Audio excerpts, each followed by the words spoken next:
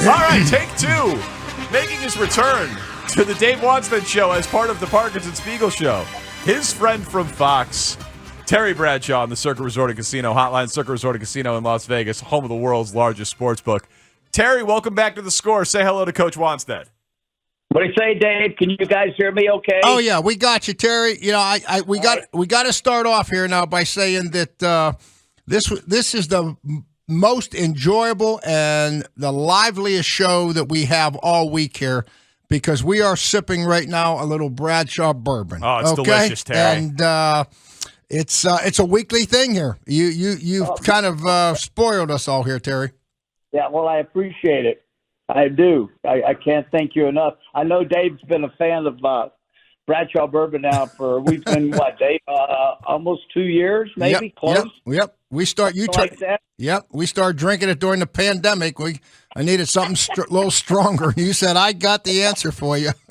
Oh, my God. And the fact that you drink while you do a show, hats off to you, man. That's some guys that can handle their stuff. Oh, absolutely. Well, we appreciate you jumping on here for a few minutes. Yeah. You know, obviously the real hot topic here in Chicago is Justin Fields. And right. I guess the question that's out there with all of our listeners and is with the offense that we're running, even it's very successful, obviously, but he's a major part of it with his legs and quarterback runs and all that stuff. Do you think, do you think this is an offense that they can take this and go win a Super Bowl with it, or do they need to get into more of the drop back? But from what you've seen, I know you've seen them every week. What's your thoughts there on what they're doing?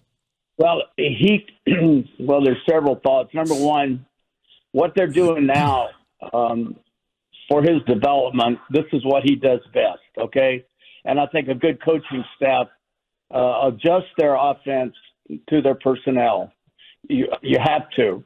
So they started out not doing so well. They started getting him outside, read the run-pass option, RPO. And what he basically, I said this on the air, kind of like at Ohio State, read, fake, ride in, read the linebacker, the end coming down or going up, and then pull back, throw it or pull it, give it off or, run with it. And it's been successful.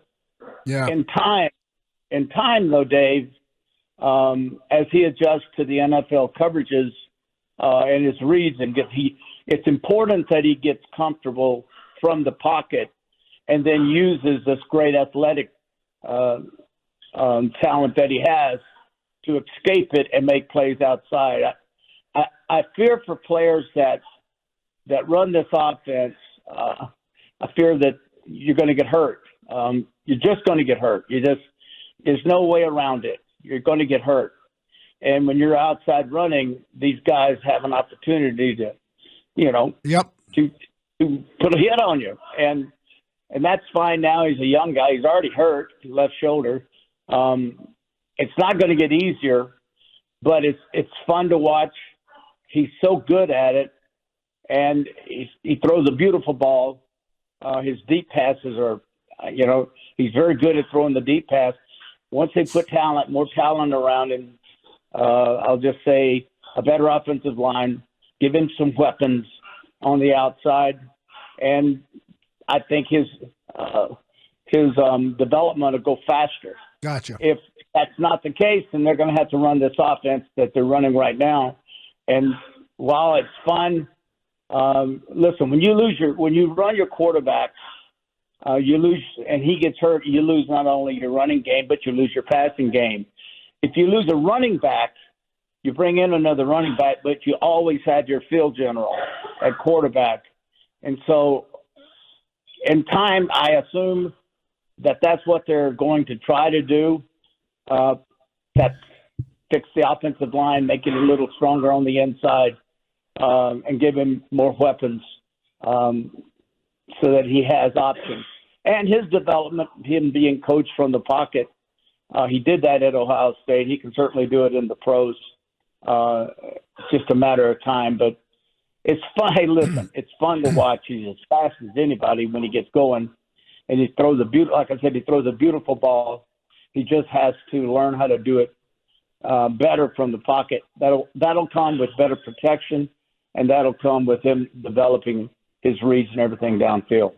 Well, a couple of things, Terry, and again, thank you so much for calling in. One, Dave does love the Bradshaw bourbon, but I also know that he loves the price that you charge him because I believe that is $3.99. I believe right, free. I believe that's the price. Yeah. I think free is a good price. Yeah, it's a great And price. For my man David, it will always be free as long as we're in business. He will not pay for a bottle of bourbon, and he won't have to pay to have it shipped. We do that too. Oh my God, what a friend!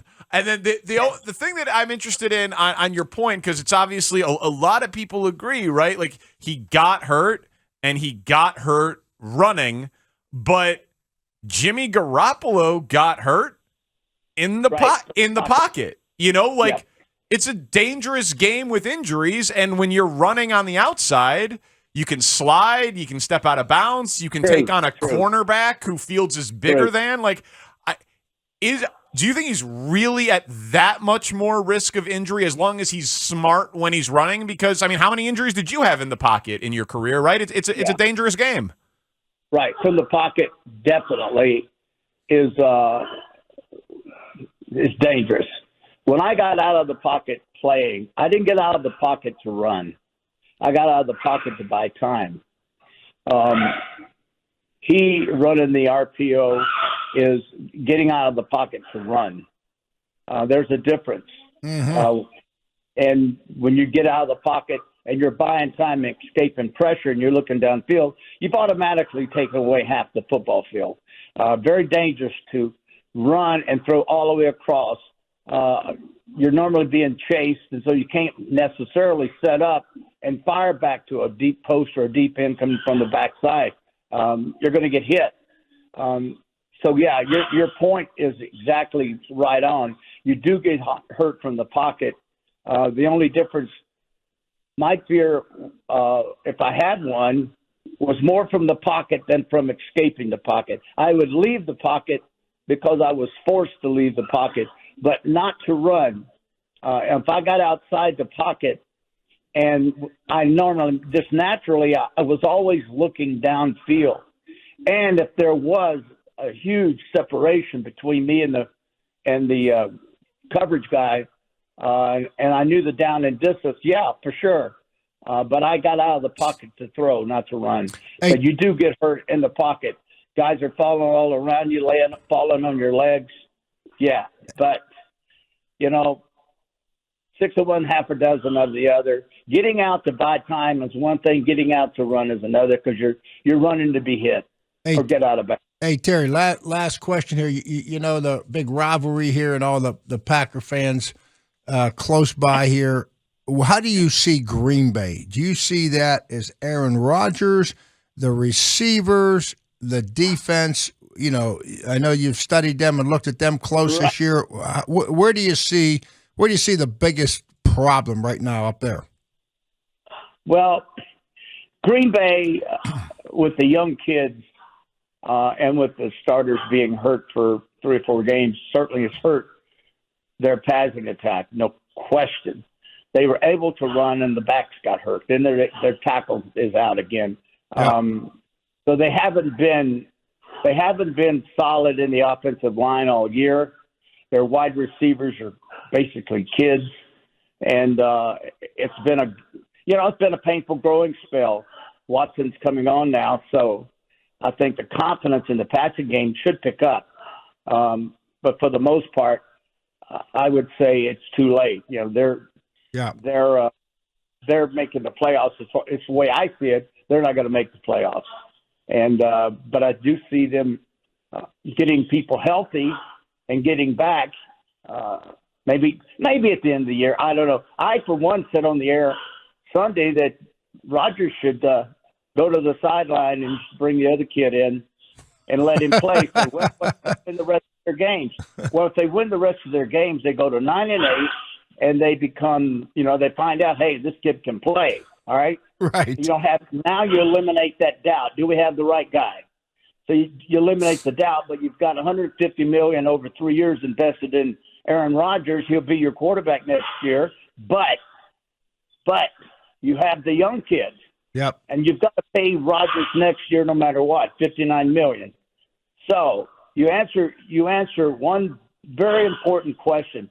Do we have the proper guy at quarterback when Aaron retires? And that's the answer you got to find, because just because you move up and take a quarterback in the first round, we can look at Wilson in New York and now he's benched. And doesn't mean his career's over. Doesn't mean he's not going to be a great quarterback. But in comes White running the same offense, and they're putting up 300 yards of passing, and they're winning games, and they're exciting. Sorry about that. My macaw doesn't like me talking loud. I wanted to ask. People are like, is he at the zoo? Is he at the vet? What's going on, Terry? I got two macaws, the Dude and Peanut. And Peanut is sitting on his stand right now looking at me. And when I'm in here, he likes to be over here on the desk, but he tears everything up. Terry lives on a ranch. The dude is the dude on the floor, babe. The dude went down to the floor, so Peanut's hollering at the dude, and I'm on the phone talking loud. So that's what you're hearing. You have a parrot named the Dude, as in Jeffrey Lebowski from The Big Lebowski? Exactly. That's exactly. Well, I'll tell you the story. I've always wanted a macaw, so my wife and my kids got together and bought me this macaw out of the nest. He was raised, and we picked him up. I mean, we went and picked him up. They went and looked at him, and he's gorgeous. And so I named him the Dude. And so I got the Dude home, and he's a mean sucker. He bites me, and then he's really sweet. Then he bites me, and he's really sweet. Then the other day he got blood, and then he goes, I love you. And I'm like, and he goes, hello, good night, I love you, while he's biting me. And so, but then he's really sweet. Well, then the bird people called and said, oh, we just got the sex back on the Dude, and the Dude is a female. But the dude knows his name, and I can't change it. So my wife, Tammy, started calling him Doodlebug, and he doesn't like that. He likes the Dude. So then I got another one. We seem to buy everything in pairs. And this one was sex before I bought it, make sure. And he's a male, and his name is Peanut. And we have an African gray we're picking up next week. There's some talking Jesse's. And the African gray's name, you ready for this? Go ahead. Steve. The Dude, Peanut, and Steve. Peanut and Steve. Now, Terry lives on a ranch now. This guy, he's not living in the city. So he's got, what do you got? No. Horses and cows and Hereford. What do you got? Everything down there, don't you, Terry? We have that. We have cougars. We have wild pigs. Oh, my God. What are the wild pigs' names? Oh, we got pigs. I mean, this is crazy. I mean, yeah, we're way out. We're way out in the country. Way out. I'm shocked we do this interview, but yeah. The Dude, shut up. Yeah, well, Terry, we appreciate it, buddy, very much, huh, Danny? And I mean, I could not appreciate it more. I feel like it would be a life bucket list item to watch The Big Lebowski and have some White Russians with you, Terry. That would be a great time. That's right. Now when we talk, you hear. Now that was the male whistling at the female. That's Peanut hollering at the Dude. Okay. All right, Terry. Hey, we appreciate. Hey, listen, I'm going to have a sip in about hour and a half. So enjoy the bourbon. Thank you. All right, Terry. All right, we'll Terry. Talk to you. Appreciate it, TV. Say bye. Okay, Dave. Thank you. Bye-bye. Thank you, Terry Bradshaw.